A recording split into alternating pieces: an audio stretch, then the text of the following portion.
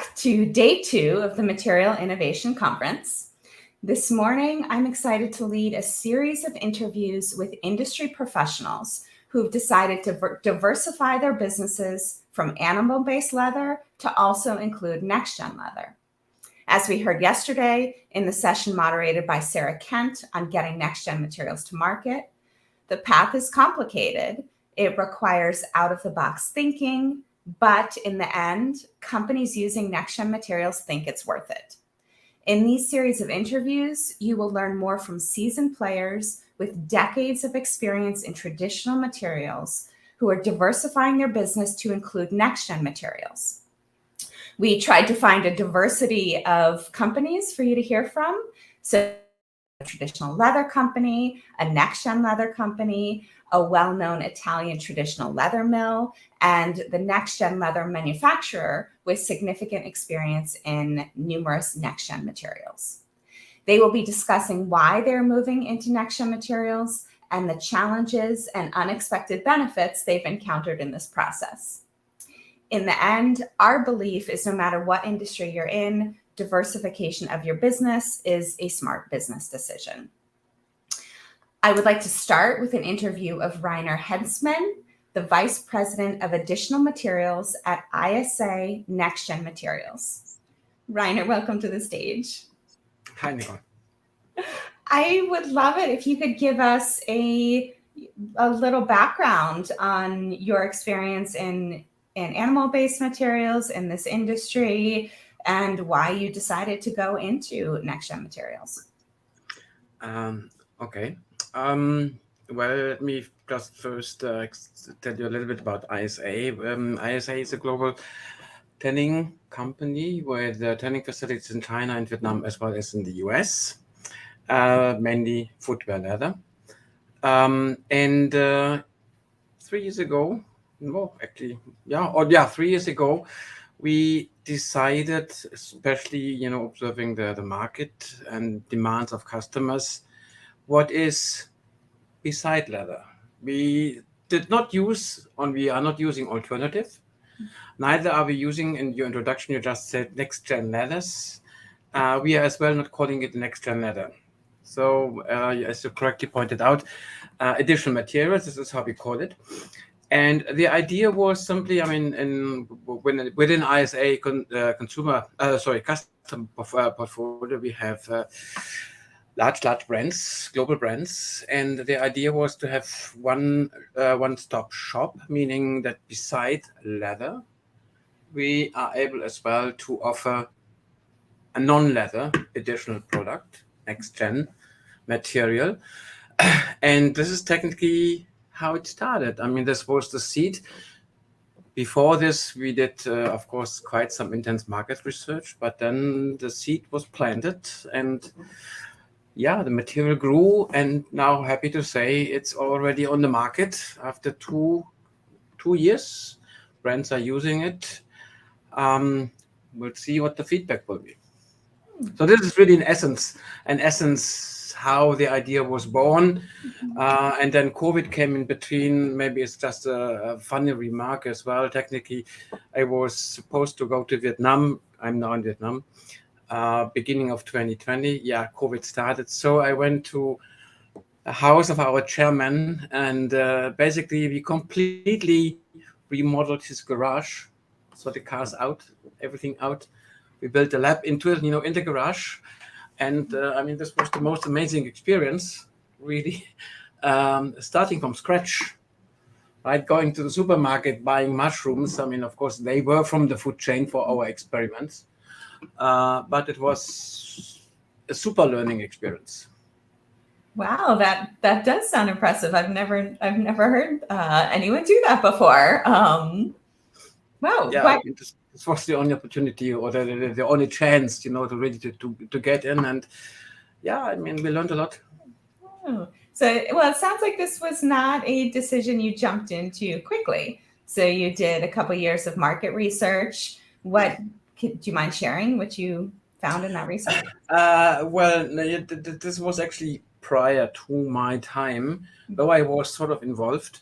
ISA commissioned a study at the University of Lüneburg Professor Braungart, Cradle to Cradle, right? And at that time, I was working with Michael Braungart, so it was a nice coincidence that after the study, I sort of was given the chance to continue this. Now, but we at the university, we really looked into what 4 years ago, what materials are available, where is the industry moving, and then we came up with some ideas, which then at least one entered into the product. So are you developing your own materials? Yes, we have really from scratch to say it is a plant-based material where no polyurethane is mixed in, because I just read the comments. Yes, even the backing material specially developed for us. So here as well, we used existing networks. We tried different materials. I mean, this is really going back to the garage time, if I may say so, where we had basically the time and not that much pressure to play with raw materials. And so the product has been on the market. How long did you say? One sporting goods company from Germany just released, but it's just a couple of weeks ago, released the first shoes. Others are producing shoes. Many brands are sampling shoes. There is a constant move. Of course, we would love to see more. But again, these materials are so new, which brings maybe us to another topic. I don't know whether the consumer is ready for this now, because beside just developing a material and, sorry my English now, throwing it on the market without proper explanation, what is it? Right? What is it? How is it made? What is it? Etc. Etc. It will take time to adapt. Yeah, we had some good conversations yesterday in the labeling panel about how to do that. It is really hard because there aren't actual terminologies that are legally allowed to be used for these materials. And companies are in that hard position where you want to give accurate information, but you don't want to be greenwashing. But a lot of the accurate information is complicated. How do you market your materials? Because I just read something here in the comments which goes hand in hand. So we do not make the shoes, of course not. As this leather, we just have the material, and we work together with brands, and we offer co-marketing, so that we really provide necessary information, whether it is we just finished the life cycle assessment, because this is a big requirement before really moving ahead. First thing you have to present is a life cycle assessment. Trying to help brands getting this message across. We're still experimenting here. Yes, there will be labels. But I know from my previous experience within the brand or within brands, sometimes labels don't even make it out of the shop. Right? I mean, they're torn apart and many times not even looked at. So whether labeling, just putting a label on a shoe, I don't know. We are now creating a marketing campaign for the material. We were hoping we would have this in the next 8 to 10 weeks max, to explain more the material, what it is, where it comes from, what it can, what it cannot, and then slowly getting there. But there are still so many questions beside this when it comes to this new material. Currently we make the material, we test the material following leather standards. Are leather standards the right standard to test? you said leather, next gen leather. I mean, if I call the material made out of fruits, leather, it triggers, well, it might perform like leather. Do those next gen materials perform like leather? Do they have to perform like leather? When I measure against what? Right? Would there be an idea for a plant-based material coming up with an expiration date? I mean, we are talking about plants, right? Talking about food. If it's being marketed as bio-based or biodegradable, why not with an expiration date? Saying, okay, after this, without a problem, can be disposed in a meaningful manner. Still, so many things to be answered on this way. Yeah, and I just attended another conference. Cooperation, education, cooperation. I mean, all those words were coming up frequently, and I think this is the only path we, together with brands, not we alone, together with brands, can take. We did yesterday too. One of the panels with the brands. So Gani and New Balance were here, and they were talking about just what you said, is that we don't necessarily need to think about these materials as a replacement, and using those terms like leather, they can perform differently and they can be thought of as a completely new material. In your experience, talking to like manufacturers and brands, how are they thinking about it? And when part of the question we get from material companies is, if it does perform similar to leather but doesn't necessarily meet all of those tests like you're talking about, and there's no terminology for the material other than a leather, how do they let brands know how it could perform? Look, Nicole, what we get from brands is, of course, the requirement, saying, look, this is the parameters we would love to see. Whether this is an example, Vemflex 500,000. Well, this is what we know leather should have, right? If it's now a completely man-made, plant-based material, well, does it have 500,000? Does it really has to have 500,000? I mean, those questions have to be answered not by us. We would love to get those answers in order to, adjust the product, but those questions have to be answered from the brands, right? I mean, they have to say, okay, yes, we are open, maybe beside leather, to explore as well new materials, because this is the trend, this is the market, this is what we need to do, what we have to do. And well, these materials are so new, and they are really so new, and almost every day new things are coming up. This is at least what we expect, but not this is the highest what we expect. I mean, this would be amazing.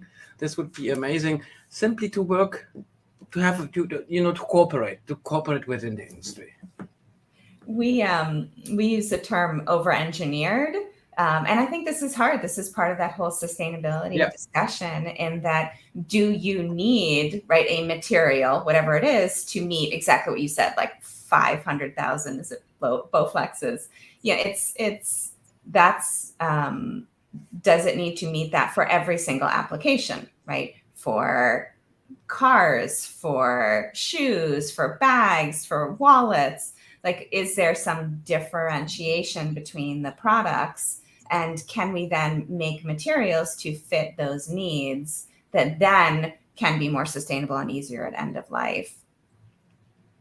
Though for cars, Nicole, I do understand, right? I mean, you have, in terms of temperature, -20 or -40 to up to, when the car is really baking in the sun, up to 60 degrees. I mean, the material has to withstand those things. But if you just try to reflect this, in shoes, for example, do they really have to, comply to? I mean, Vemflex was just an example. There are many other parameters. Of course, there has to be a minimum. There is no question. right? I mean, you don't spend X amount of dollars for a pair of shoe, and you're saying, well, this is super sustainable, but unfortunately it's breaking apart. This should not be. No, there has to be a minimum, but this minimum needs to be defined. So who's now taking the lead? Right, like the leather people did, like we have the standards for synthetics, we have the standards for lining, etc., etc. So where is now the next gen family? Where can we place it? Mm-hmm. Yeah, I think those are excellent questions. And part of the reason we are so excited to have you here is your experience with a wide variety of materials, whether we call them leather or not, but they do look similar and, are at least aiming for similar properties. So now that you've decided to diversify into this other area, do you have lessons that you've learned? Was it really difficult to expand? Anything you can share? I mean, yeah, this is here. Yeah, it's called rainy season, and now it's really raining cats and dogs. Hopefully, we won't lose you. That's the background music, unfortunately, here now.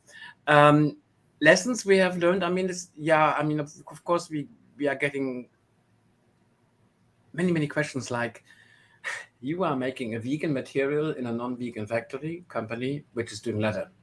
Yeah. Of course, one thing is 100% sure.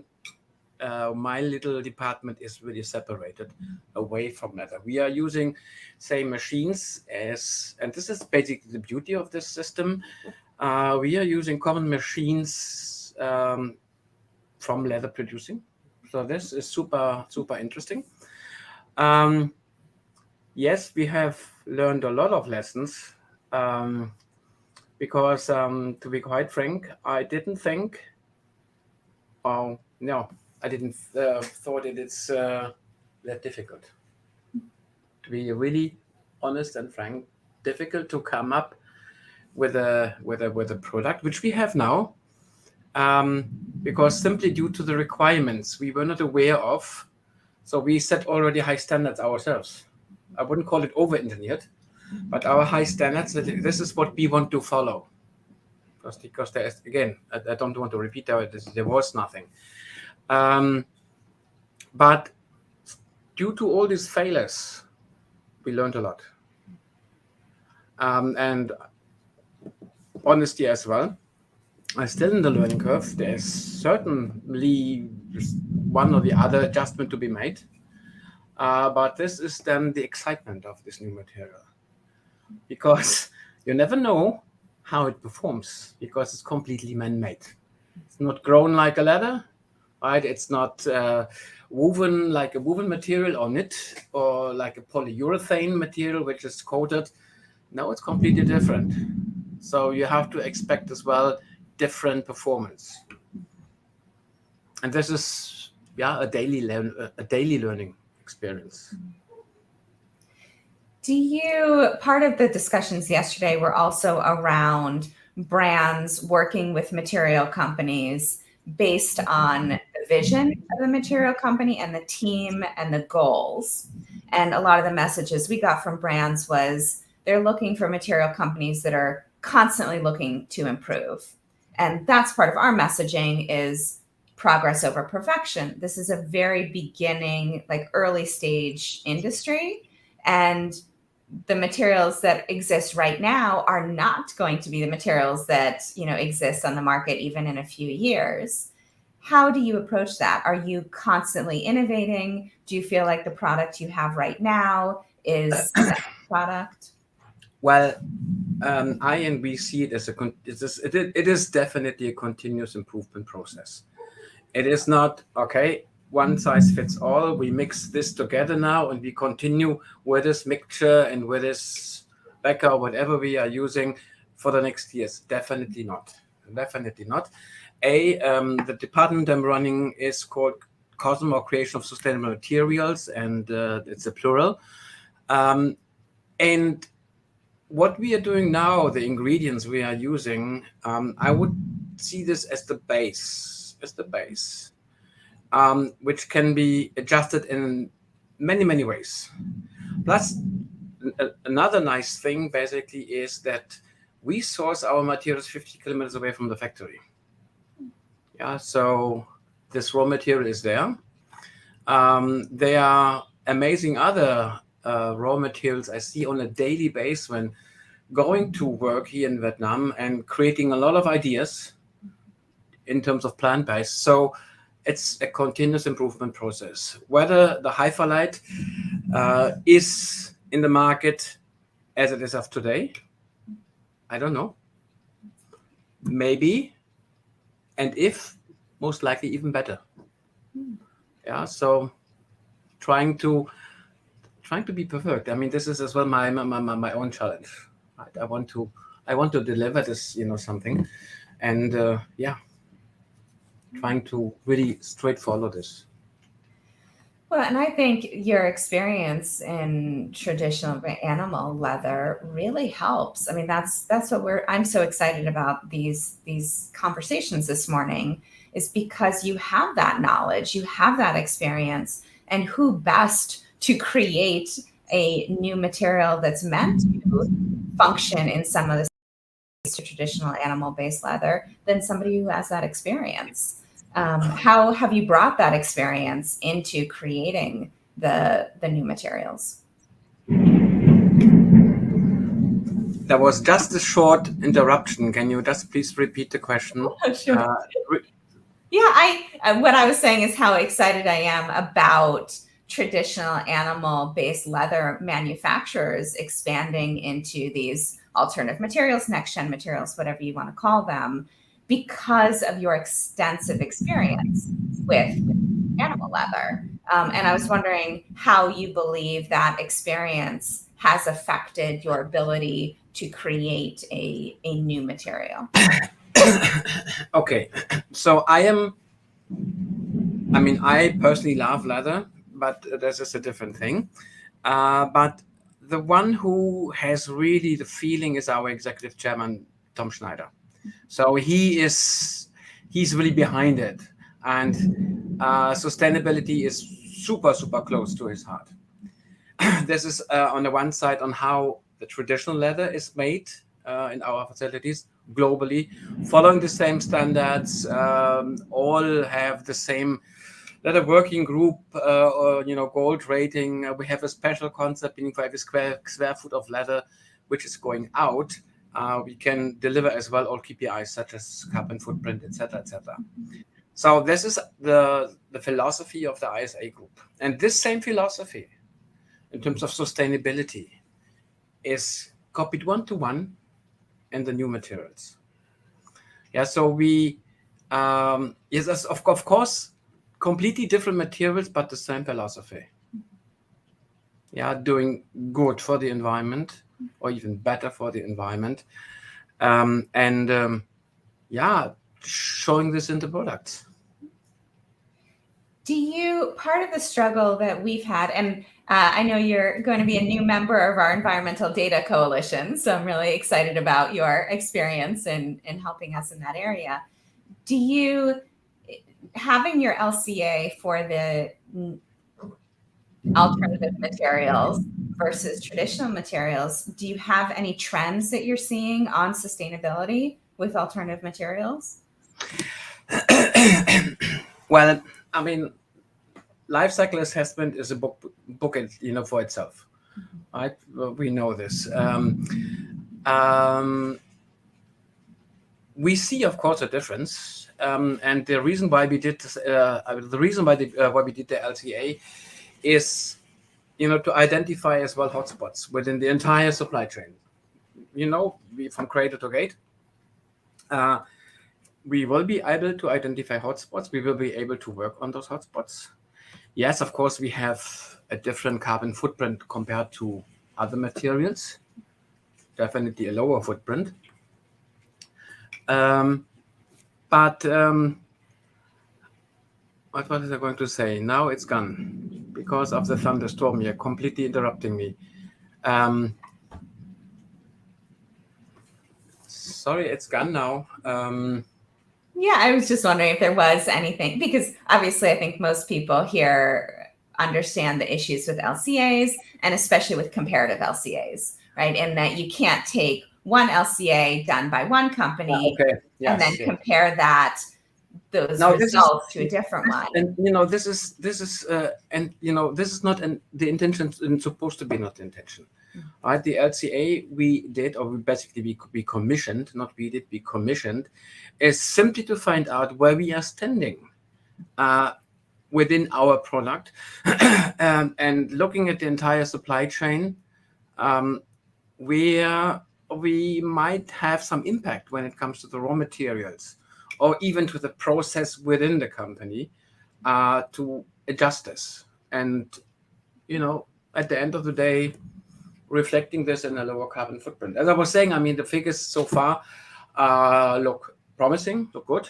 But again, this is the first LCA done for this material. Definitely as well a learning exercise, and we'll take it from there. So we do have a question from the audience. Yeah, I see many questions. Yeah, in the case of viability of material, but with a lower performance, how to communicate to brands and consumers the trade-off between performance and sustainability?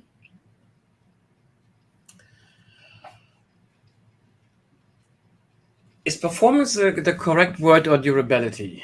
What is being, performance? What brands are asking is durability. So here coming back to the standards I said at the beginning. One does not necessarily exclude the other one, right? If something is sustainable, it can perform, no question. When it comes to durability and saying, well, when it comes to performance durability, you have to define it.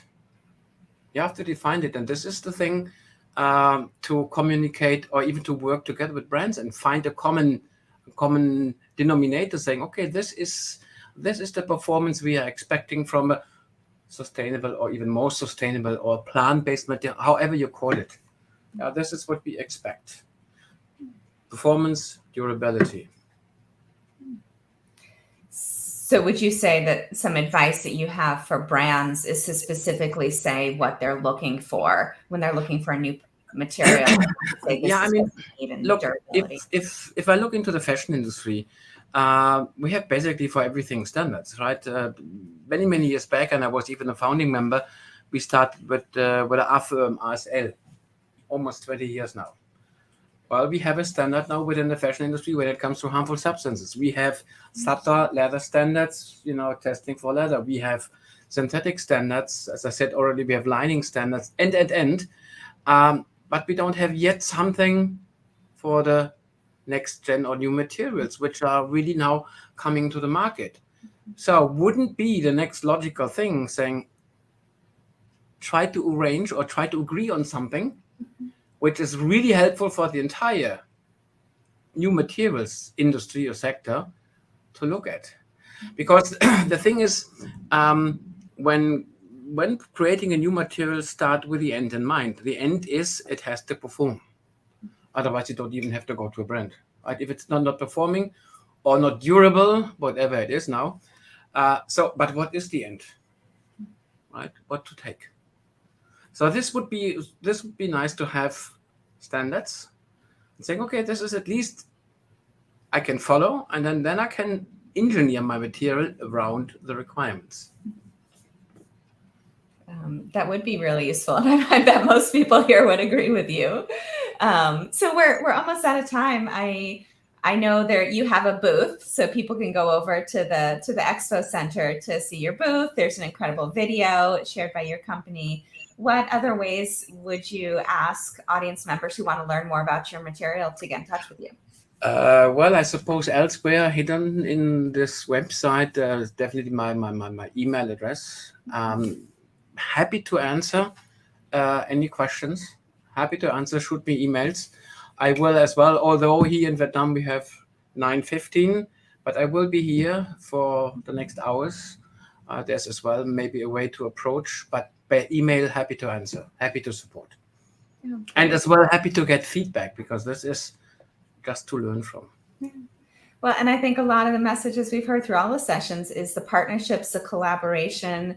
There really does need to be sharing of information between the manufacturers, material companies, brands, mills. That communication, especially around standards and expectations, is really necessary. Well, thank you so much for joining us this morning, and especially during a thunderstorm. Please stay safe, and for everyone, please go over and see the ISA Expo booth. Thank you very much. Thank you. So now we're into our next interview. I'm really excited to talk to two industry leaders who are going to share information about their working relationship. Stefano Viganò of Limonta and Kashif Noor, Biomaterials VP of Business Development at Modern Meadow. Hi, Nicole. Hi, Nicole. How are you? Good. Thank you both for joining. So this is really exciting. As I'm sure you heard in our last interview, we ended with the importance of partnerships. And now we get to talk to both of you about how you've been working together. Can you tell me a little bit about each of your companies and why you've decided to work together?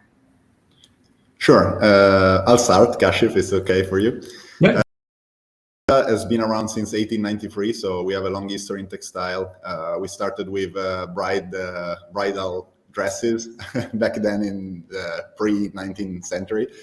And then we moved into different sectors, different business of this wonderful world of textile. So we introduced interior coverings.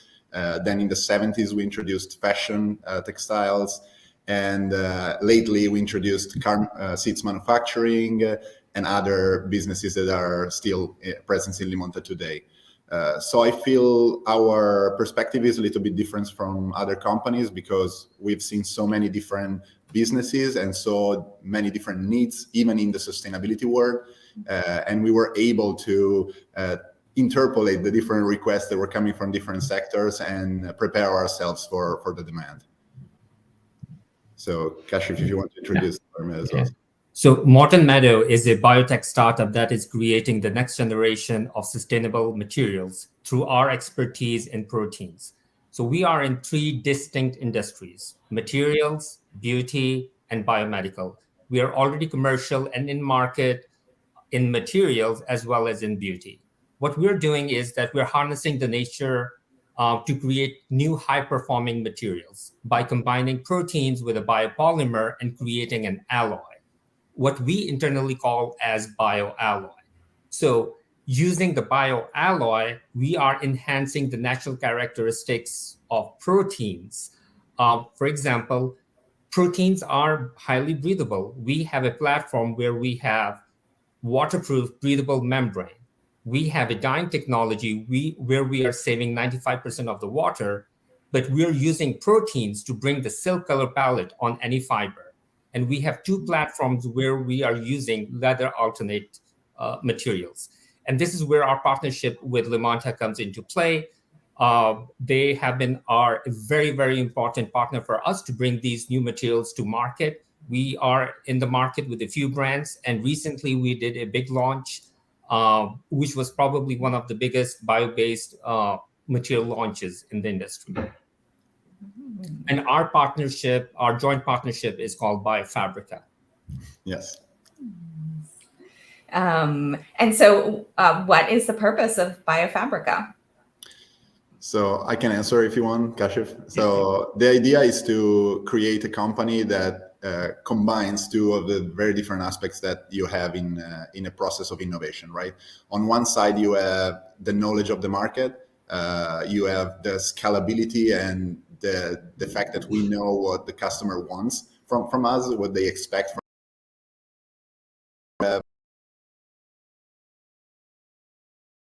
what a protein is, how to combine it with other materials to make it work.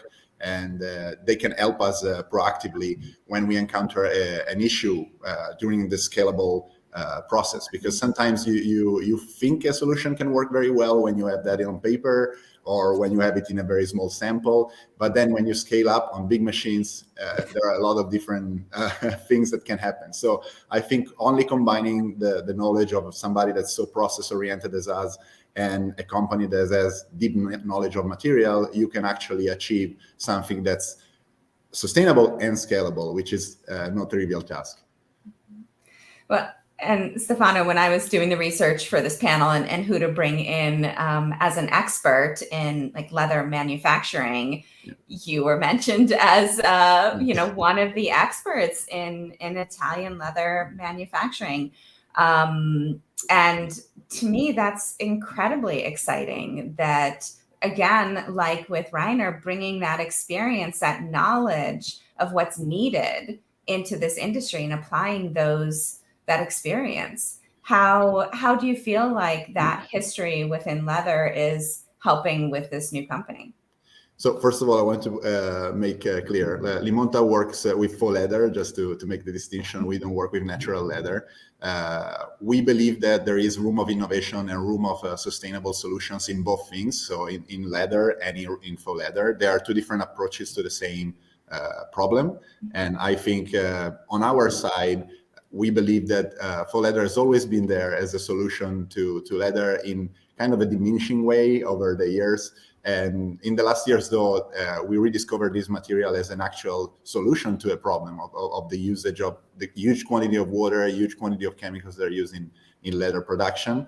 And also, we believe there has to be a sensibility of the customer to their own customer base to understand what's the best solution to bring to the market at any given time. And we think right now in the space of faux leather, there are a lot of new solutions that are coming to market that are feasible. Some of them are, I would say, not good enough performance-wise and so on. Some of them are already ready for the market. And we are here also to do that, to filter those solutions and to try to propose to the customer exactly what they need. And Kashif, can you share a little bit about how your biomedical, all of that other experience is helping to develop a really exciting product for the fashion industry? Absolutely. So the company started a few years ago in creating lab-grown meat and lab-grown leather. And quickly we realized, especially in the materials in the fashion industry, is that leather is kind of a commodity product. You use a lot of it and the price is very competitive. So yes, theoretically, you can have a lab-grown leather, but if it's $2,000, only a couple of brands will launch it for 500 units, right? So that is not scalable. So the company then, over the course of this time, they were able to get a lot of information and experience on proteins. So they still use the recombinant protein, the fermentation process, use that to solve problems in beauty and biomedical. And in materials, now we're using plant-based proteins because they're already available. So we're using plant-based proteins and we're able to tune them, characterize them very, very quickly based on the end needs. So performance, sustainability. So we're designing for performance, we're designing for sustainability. And in our relationship with Limonta, we're trying to understand what are today's manufacturing processes so we can design for scalability. So it's a drop-in within Limonta's process. And it is affordable. And I'm sure a lot of people hearing this are going to be very excited about that, because that's part of what all of the discussion is that even if you develop these incredible materials that might meet some of the performance metrics, they are not a plug and play. They don't fit into the traditional system always as easily as we would expect. And I would just like to highlight that this is the reason that we are working with Limonta, is to kind of understand what are today's manufacturing processes. They are so close to the brands. They know what the needs are. They know what the customer needs are. So it's not only a material that performs and is sustainable, but is it desirable? So there's a lot of really great feedback that we get from Limonta, and we are able to accelerate our development on the R&D side. So moving into a new business area is always a risk for a company. What is it that made both of you decide to take this risk? So on our side, it was kind of a natural progression. So it was not a jump in the void. It was mostly something that we started 10 years ago. So we started looking for solutions that were sustainable. There's a long story behind it. Our major plant is located in the middle of a small Italian village. To take care of any issue related to chemical use and discharge and so on very, very early, almost 20 years ago. So we immediately recognized the problem inside production that's connected to sustainability, with the environment, but also with the people that work at your factory that want to be safe and they want to work in a clean environment. So this stuck in our mind, basically. And in the last 20 years, we've always been looking for solutions. And I have to say, I'm really happy to see that the adoption of the materials is now started to ramp up in a very serious way, because we presented the first sustainable materials almost 10 years ago, and there was little to no attention. So I think that shift started. There was a combination of more requests from customers, but also more awareness and an ability from the brands to understand that this is a problem they have to tackle. So I mean, I praise them for this, because they're a very important piece of the puzzle. They are able, with the beauty of the product they develop and so on, to transfer these ideas to the customers as well. So there's a combination of these things that have to happen at the same time. And so for us, it was a natural process. We are used to have patience. We are used to scale in the right timing. And when we met Modern Meadow, it actually was like almost 5 years ago now. Even with them, we had the patience to discuss and put on the table all of our knowledge, all of their knowledge, and progress in the right time to develop something that was feasible. So for us, we are a biotech startup. Risk is in our DNA, and climate crisis. We are trying to create solutions, how to make the world better for us and for the planet. And for us, because the characteristics, the same values, the same goals with Limonta, their patience and their eagerness to teach us what the industry does, how to do it, what are the existing processes, that was very, very helpful for us. Well, and I'm hoping a lot of people here are interested in learning more and working with you. What are you ready to take new clients? How can people best get in touch with you? So we're definitely ready. We have a wide network of people that work for Limonta, for the customer. Actually, we need to be ready to accept their requests and develop new materials. So you can reach us directly to any channel that you normally do for Limonta. Our sales force has been trained to know about these new products and all the new developments that we've done in the last years. So if you want to reach me out directly, there's my email as well, but you can reach out anybody in Europe or other locations that you might be better for you.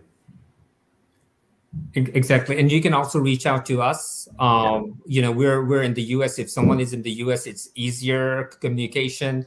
I can share my email. You reach out on Modern Meadow's website. We have a Biofabrica website as well as Limonta's website. Yes.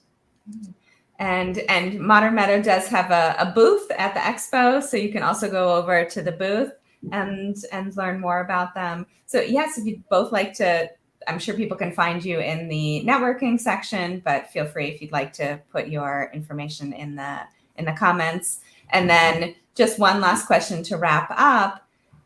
Do you have any lessons learned that you'd like to share with anyone considering using or moving into next-gen materials?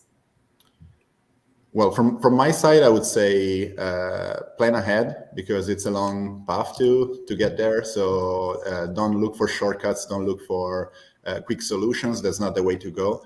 The customers, the brands expect a certain level of quality and performances that have to be there. And if you don't test everything thoroughly, if you don't do all the processes in the right way, you might have some shortcomings. And that's not what we need in this moment, because we need to propose something to the market that catches the attention and make the customer happy right away, to be more proactive and more successful with this kind of products. So I think this is something we've learned in time. Sometimes, as Kashif said, we are a long history company, so sometimes we're a little bit too much risk adverse. So in the past, we explored solutions, but until everything was perfect, we didn't go to the market, which is good, but the customers know that, and I think they're happy about that. But sometimes we should be able to more proactively produce something new here and there. And the very important lesson also for manufacturers is to always look for solutions. There are many solutions that are coming from different players in the market, from new startups and so on. So you should be able to scout for this solution and have an open eye for everything that could be useful for your own value creation. So from our side, I would say like speaking the same language, and I don't mean like the spoken language. So Limonta has great expertise in manufacturing process, really knowing about the brands and the product. And our teams are very R&D focused. So using the same terminologies, different backgrounds, different contexts, the teams are coming together with. So using the same terminologies actually will help kind of move a little faster. And innovation is hard, right? So I think like Stefano said, that patience, it's not going to be the first trial that will be successful. If it was that easy, everyone would be doing it. But with that, there's a reward, right? So you're doing good for the people and the planet as well. You're putting your business in a very strong position for the future. And lastly, I would say just like generally for any partnership, you need to make sure that your values and goals align. Yes.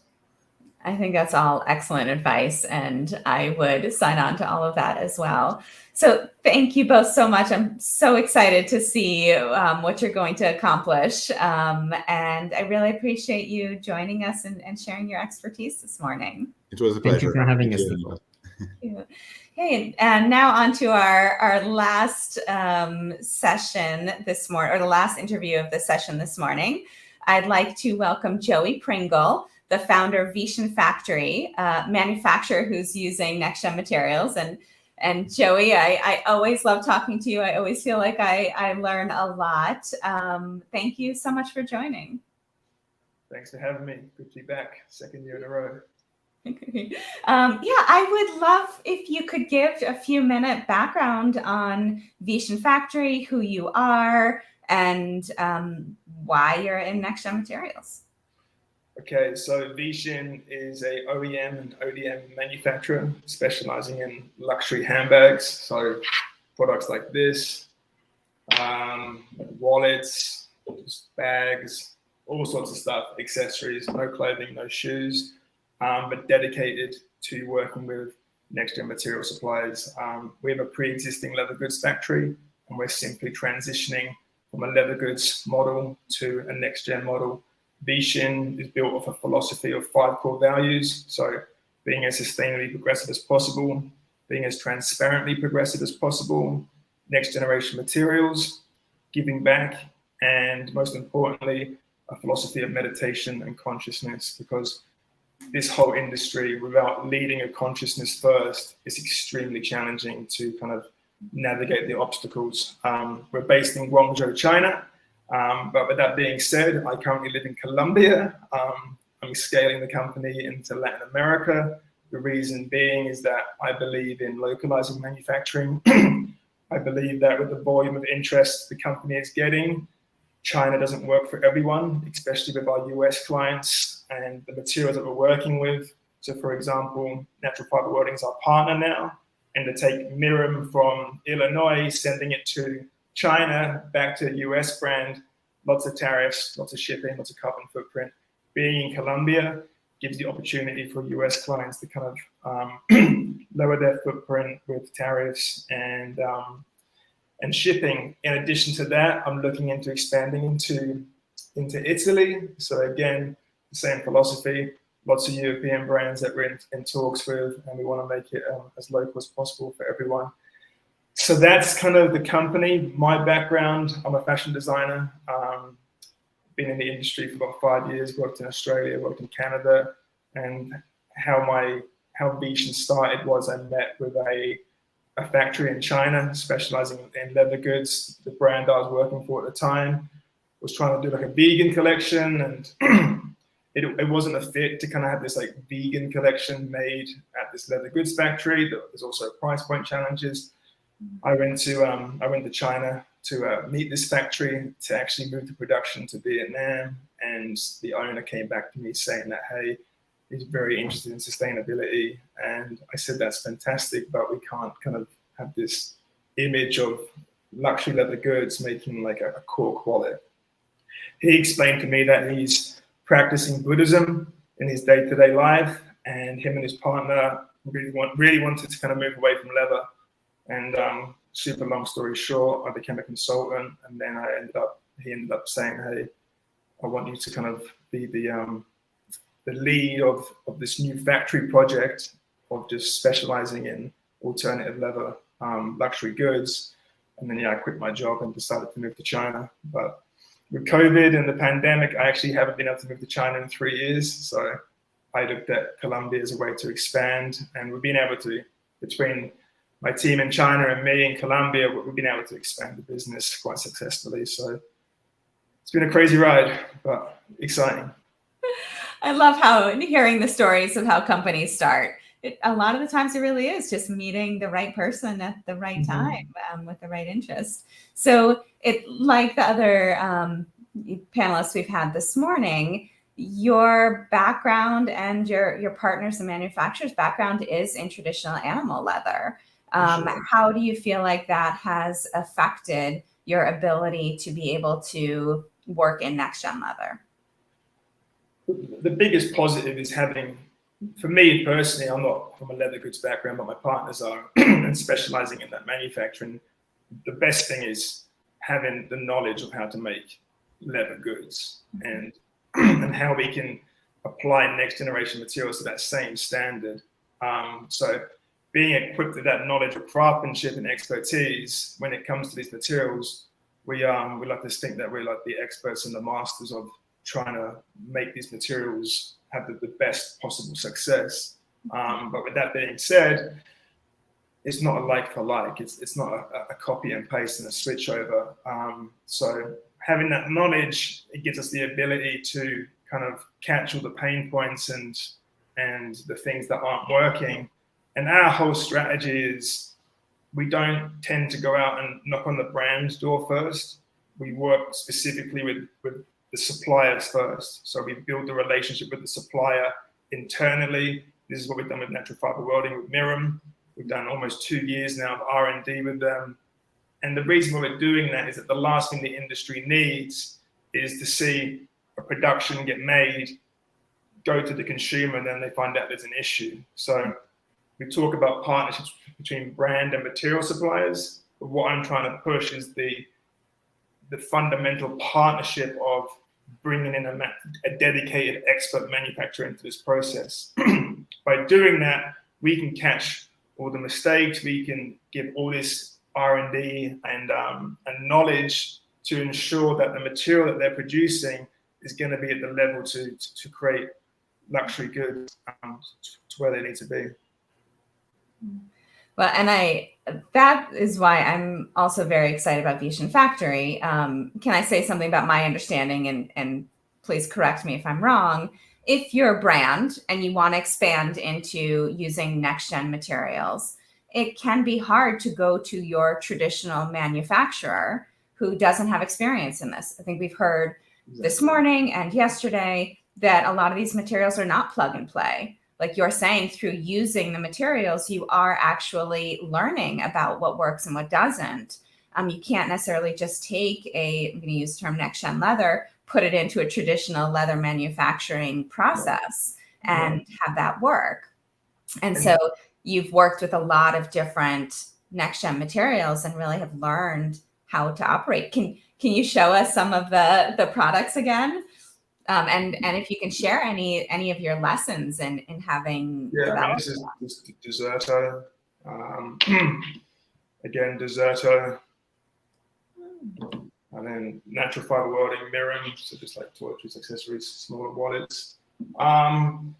So yeah, I mean, Yeah, it's not a plug and play. And just to go back to what you just said, I think now we're realizing, I think factories have been in the shadows in this whole process. And I think now we're starting to see how critical it is to work with a dedicated factory that is specializing in it. For sure, any factory, any luxury leather goods factory in the world can see these materials. What we're noticing is that they see it, they try it, they give up. They're not enthusiastic about the change. They're not enthusiastic about the day-to-day shift. The hardest thing for us is that, to keep the lights on at Veshin, we've got to do $5 million in sales. That's not happening right now because one of the materials are just not to that level commercially for us to do that. So a lot of factories say, we're not going to do that. We're going to stick with leather. And that's where it becomes tough because it isn't a plug and play for these types of factories. And for brands, they say they have their own supply chains, but it doesn't hurt to take your next generation collection and put it with Veshin, where you're going to be working with the most trusted expertise. And then, so to talk about some of the pain points with the materials and the learnings. I mean, the irony is when a material has polyurethane or a biopolymer in it, from a durability perspective, it's a lot easier to work with. What we're noticing, though, is that a lack of transparency with some of these companies when it comes to the content of polyurethane. But the production has been extremely good. We've had rarely any issues. When we start to get into removing the content of PU, that's where we're starting to have to do a lot more R&D and a lot more testing, because we do a lot of traditional vegan leather. Like, I hate using that word, but we do a lot of that. So we're kind of used to like making PU bags to begin with. So some of these materials they're very close to PU to begin with. The tricky thing is when we get into these really progressive, innovative materials, that's where it starts to become more challenging. But again, having R&D and being dedicated to this, we don't just give up on like the first round of samples. We work strategically with material suppliers to ensure their material is set up for success. So we do have a question from the audience. Okay. What are the biggest challenges when it comes to manufacturing products using next-gen leathers? The biggest challenges, being commercially ready, it would be a challenge. Like, we want to be working with the material that is as final as possible. If we start to work with a material that isn't like the finished article, it makes it quite complicated in that sampling and R&D process to be like, is this going to work? Is it not going to work? In addition to that, it's not a like for like with leather.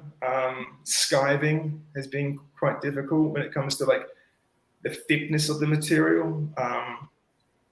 We make product in so many different ways. Like, this is a rigid product. This is a more softer product. When it comes to more rigid, when you're moving the material around corners, there's more pain points and more weaknesses we find like that. So the challenges kind of are spread out all over the place. But we do a pretty good job of catching them and then going back to either the brand. We only bring brands on once we're working with a commercially ready material, like with NFW and Mirror, and materials commercially ready, we're starting to bring brands into the equation. So, but we capture these challenges internally, and that's the beauty of the partnership. That's the beauty of working with your factories and working with dedicated factories, is that all these challenges you're going through together. If you don't work with a dedicated manufacturer, you're not going to understand the challenges and the risks to your material and to your brand is that you're going to be putting a product to market that necessarily might not work.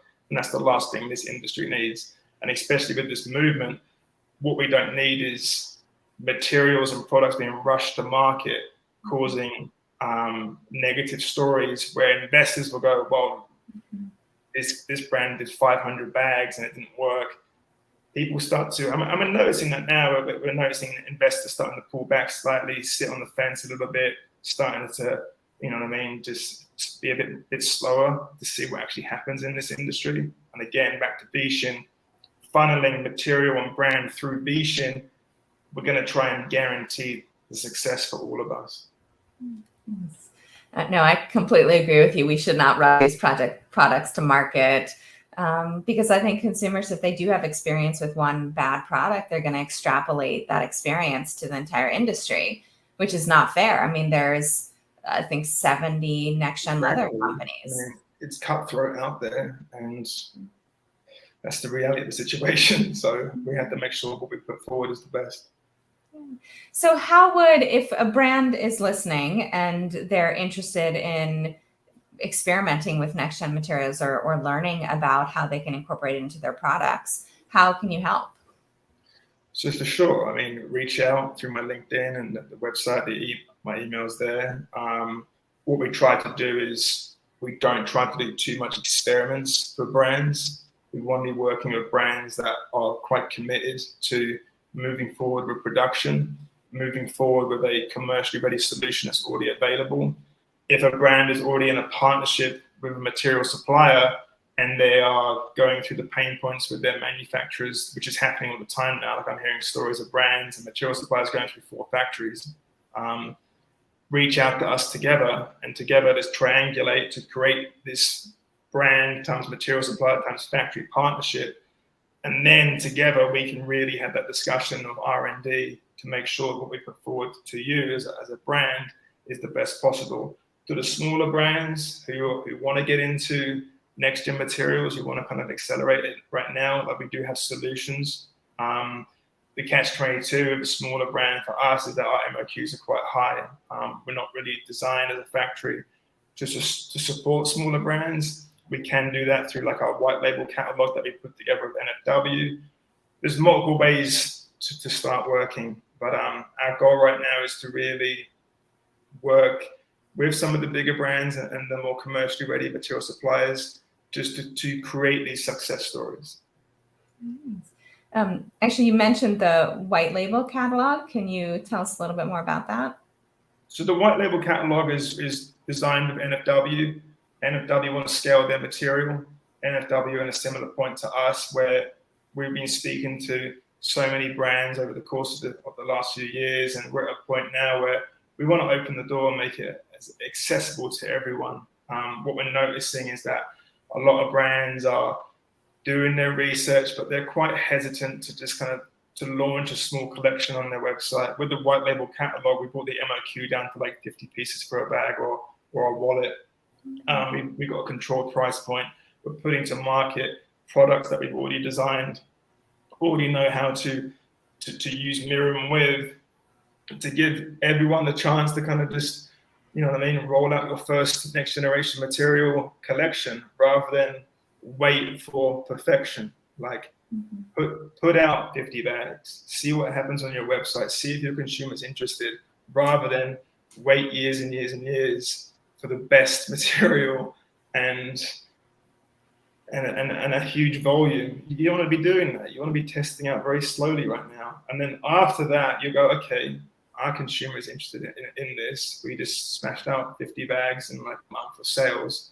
Let's go bigger. Let's go deeper. So the white label catalog is there to open the door very easily, very, very gently for everyone to kind of start to adopt the material. And NFW, with a company, we've been trying to work. We can work with any material supplier out there. If you want to get in touch, come speak to me. NFW and Luke, CEO, like he really understood the philosophy of the collaboration with the factory. And then now with NFW, we're pulling in their brand partners into Veshin. So it's the recipe to success in my opinion. And since you do work with a lot of brands, where do you see this industry going? Do you see increased interest? And if so, what do you see is driving that? I mean, right now, to me, we're 3.5 years in with Veshin, and I mean, I started this company because of the vegan food movement. And for sure, I thought this would take off a little bit quicker than it has. Now we're in this mode where Veshin is commercially ready. We can do 1,000 bags in a next gen material if it performs. The volume of interest is incredible. Like, we're here speaking today on these conferences. I'm going to be in London next week at the Future Fabrics Expo. Like, the interest is there. The industry wants it. I guess we're in this delicate phase where there's a few catch-22s out there, especially when it comes to the plastics and stuff like that, and the composition of the material.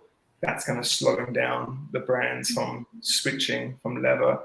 And that's the hardest thing right now, is brands are interested. I mean, obviously there's brands listening in right now who are probably, they have all the materials in front of them. But to make that switch from leather to next gen, it really needs to be 100% perfect. If you're coming at it from a vegan philosophy and principle of animal wellness, it's a lot easier to move quicker. And that's kind of the Veshin clientele today has mostly been those kind of value aligned from a veganism perspective.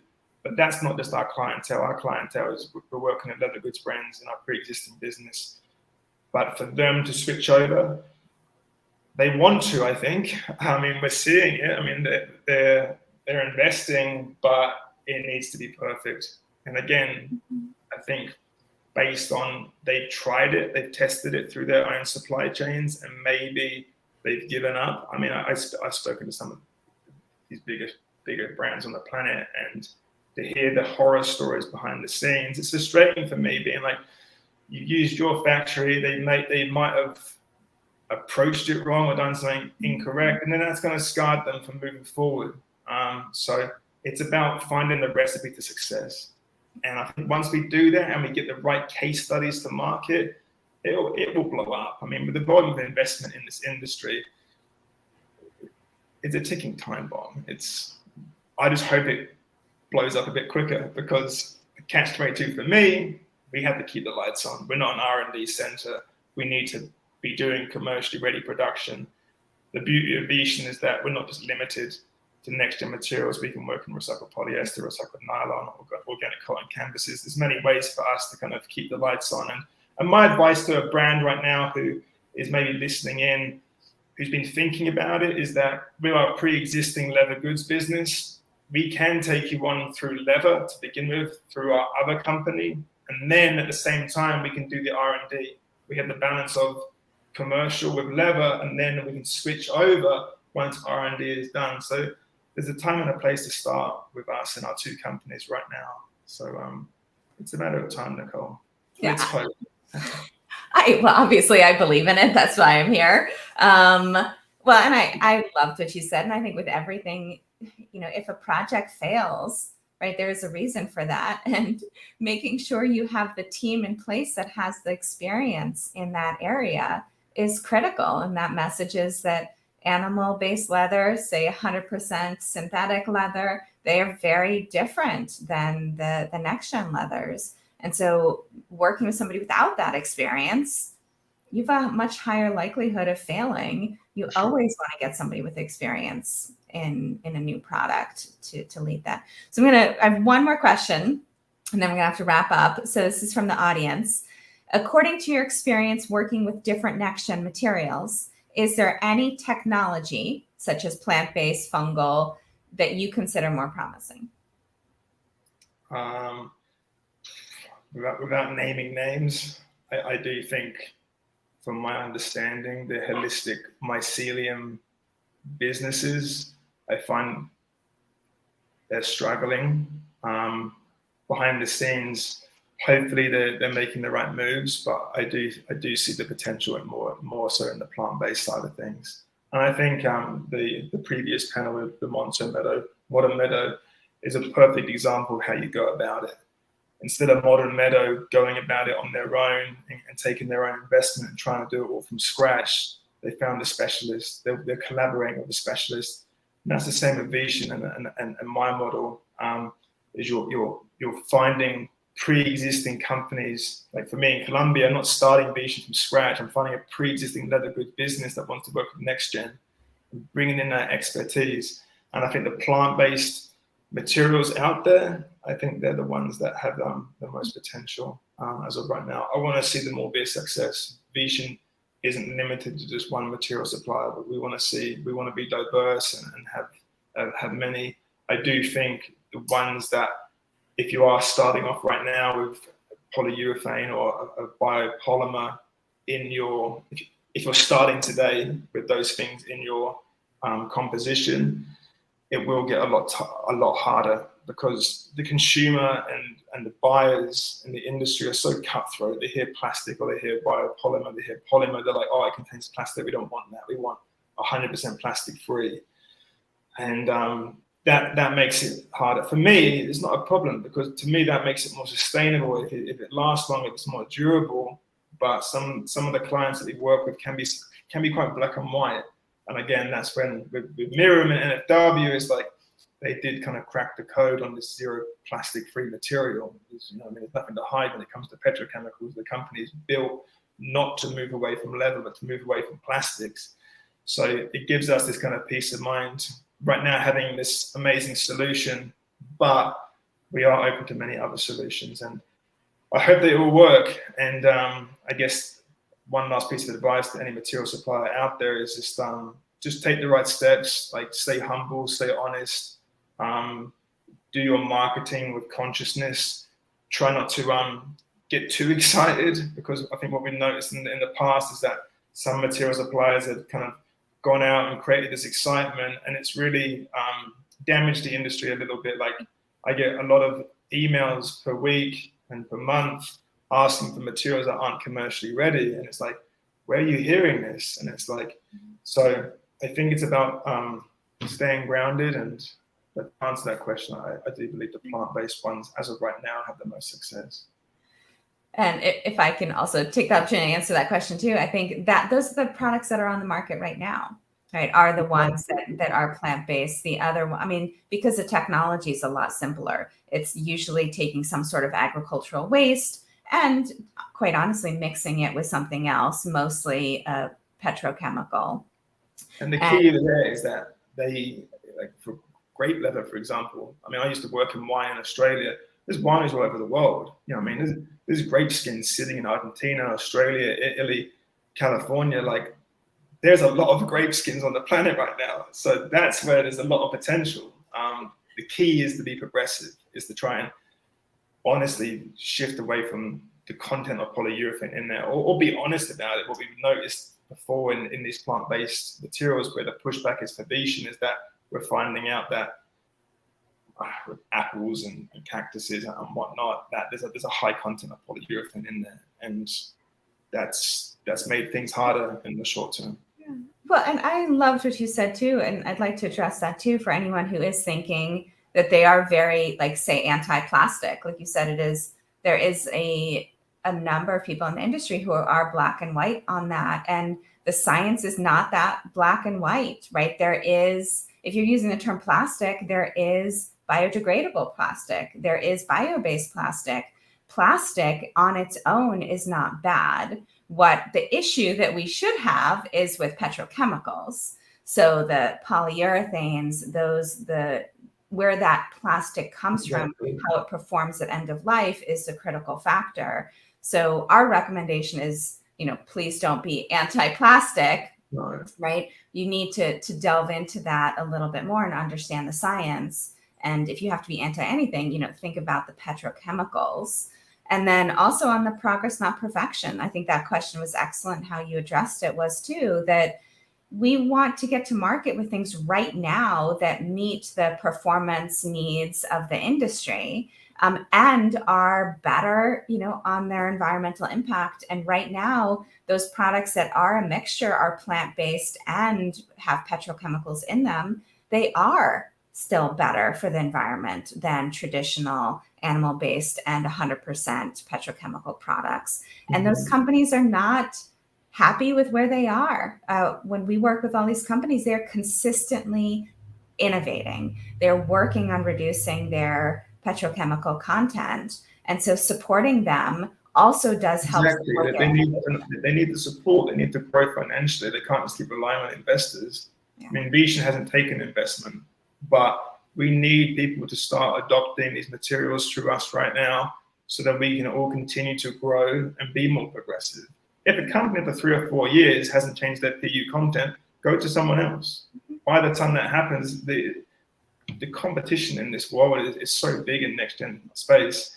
The ones that aren't being progressive, they won't be around for long. No, I agree. Well, Joey, thank you. It's always such a pleasure speaking with you. I really appreciate your advice, and I hope everyone else does too. So right now we are going to a break for about 15 minutes, and then we have a virtual networking session. So just a reminder, as in, we've talked all these experts this morning, you can go over to virtual networking, reach out, set up meetings, learn more about their products, their services. And then I'm actually very excited about the meditation we have in about 45 minutes. And Joey, actually, talking about meditation and, consciousness, Tashi is a Buddhist monk, and I've attended a number of his retreats. And he's just incredible. And he's donating his time today to come and help bring some more consciousness and meditation to all of us here. So it's going to be a great session. So I hope to see you all there. Thank you all. Peace.